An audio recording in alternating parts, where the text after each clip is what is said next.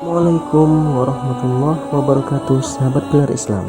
Di video kali ini kami akan membahas 6 fakta Al-Quran yang benar-benar nyata terjadi di Palestina dan Israel.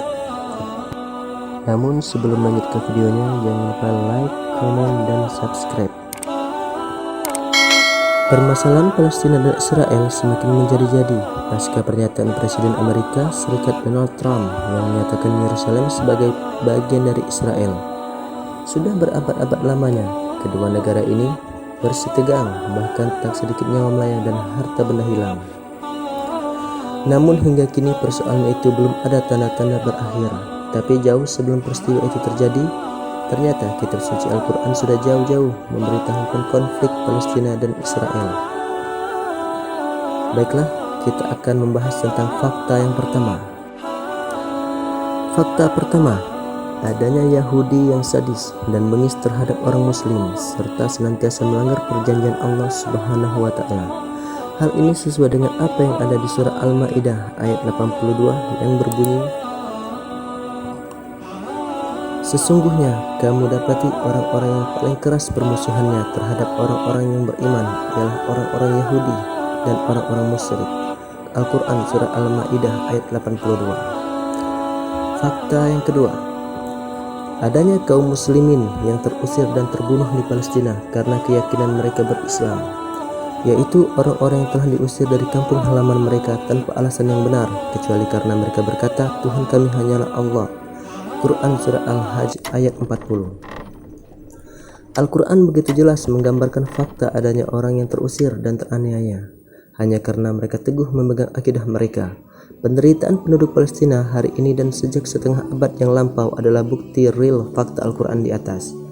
Mereka teguh dengan agama mereka, yakin dengan kemuliaan Islam, karenanya mereka tidak rela Masjid Al-Aqsa dikuasai Zionis Israel. Fakta ketiga, adanya skenario global di balik konflik Palestina. Allah Subhanahu wa Ta'ala berfirman, "Orang-orang Yahudi dan Nasrani tidak akan senang kepada kamu hingga kamu mengikuti agama mereka." Al-Quran surah Al-Baqarah ayat 120. Adanya benih-benih kemunafikan yang mengganggu perjuangan jihad. Allah Subhanahu wa Ta'ala berfirman, "Apakah kamu tidak memperhatikan orang-orang munafik yang berkata kepada saudara-saudara mereka yang kafir di antara ahli kitab, sesungguhnya jika kamu diusir niscaya kami pun akan keluar bersamamu, dan kami selama-lamanya tidak akan patuh kepada siapapun untuk menyusahkan kamu. Dan jika kamu diperangi, pasti kami akan membantu kamu." Al-Quran surah Al-Hasr ayat 11.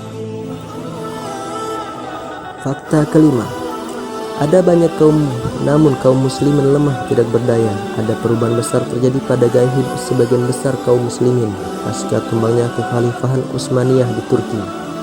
Banyak negara muslimin dijajah oleh negara-negara barat dan penduduknya pun mulai mengadopsi pemikiran dan gaya hidup barat yang materialis. Akibatnya, cinta harta dan dunia mulai mengakar dalam kehidupan kaum muslimin. Pada saat itulah jihad membentengi kemuliaan Islam mulai tergerogoti. Al-Quran telah menggambarkan fakta tersebut dengan jelas.